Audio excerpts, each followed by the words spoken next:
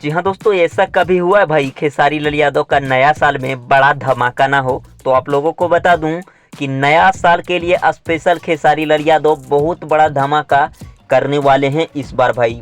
Full planning हो चुका है। आप लोगों को बता दूं कि कश्यप कहर ही आने वाला है।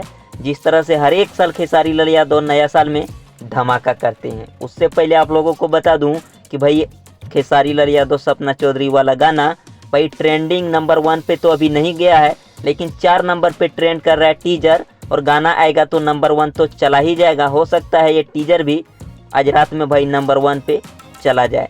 तो मिलते हैं दोस्तों फिर नेक्स्ट वीडियो में। वीडियो अच्छा लगा तो लाइक करें, चैनल पे नए हैं सब्सक्राइब कर दीजिएगा। फिलहाल भाई आप लोगों को बता दूं कि पोस्टर आएगा भाई 8 तारीख को गाना आ रहा है जेम्स ट्यून का, उसके बाद ही आएगा नया पोस्टर।